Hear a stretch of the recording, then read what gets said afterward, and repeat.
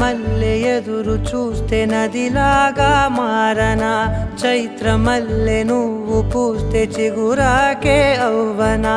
నన్నే వరించే యువరాజును అంట నీ